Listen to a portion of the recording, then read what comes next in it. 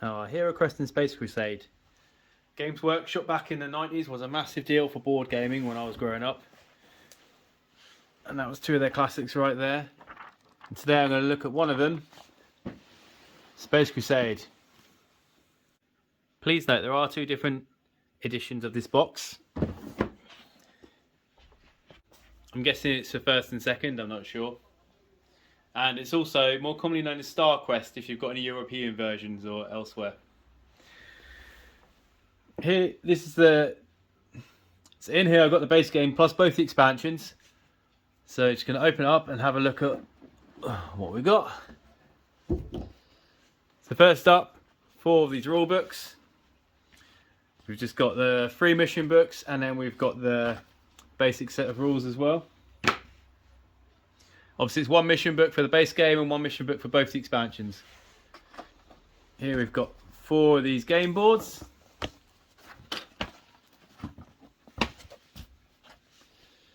And then, as usual, all these boxes, inserts weren't the massive things, it's a bit higgledy-piggledy. But you've got walls you'd set up to make the board a bit 3D. Little plastic bits to hold the walls. Here we've got a bag full of spare weapons.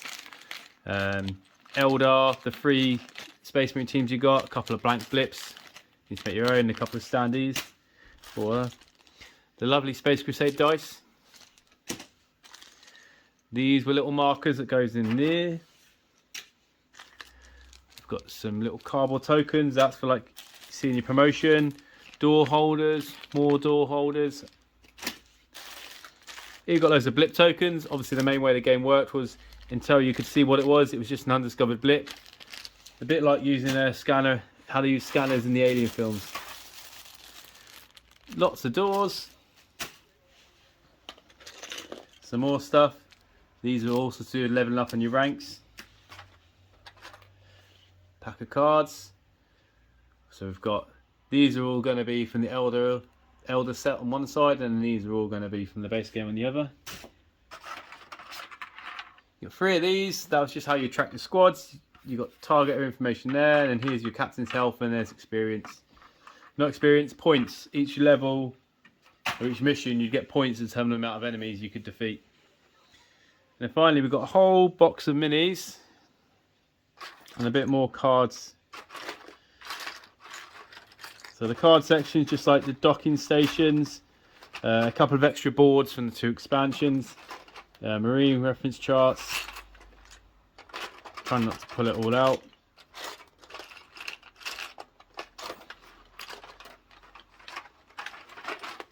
Yeah, so a couple of examples, like you've got some docking stations, you've got some extra corridors and stuff from Mission Dreadnought. A couple of reference charts for weapons. You've got one of these as well for the Mission Dreadnought. You've got one for the Eldar. And then you've got 2 of these little boards. One for Mission Dreadnought again, one for the Elder attack again. And then finally you've got all the minis. I'm not going to pull them all out, but basically you just had your 3 combat teams. Space Marines, you've got an extra 2 Marines as well if you've got the Mission Dreadnought, who could also come with some of these heavy weapons. Obviously here you see the classic 90s Games Workshop sculpts. Elder attack gave us all these Elder minis. So you had an extra team who you could use in a couple of missions against the Chaos player, and also using the mission with the Space Marines as a separate team. Here we've got a nice painted Blood Angels Tarantula from the Mission Dreadnought. So here, lovely little painted orc here. Here we are, the Dreadnought. And these Dreadnoughts came as like multi-part models, so you'd have to assemble all of the legs, the head, and also all the guns were detachable. Well, they're a bit stiffer because they're painted, but so you could remove all the guns and change up what your Dreadnought was fixed with every level. Here we go. A couple of androids and a Gene Stealer. Obviously Gene Stealer is probably the most popular one, as that is the main enemy feature in the Space Hulk games. Androids there. And then there's also a squad of Chaos Space Marines. If I can find where any of them are. Oh, this one's painted.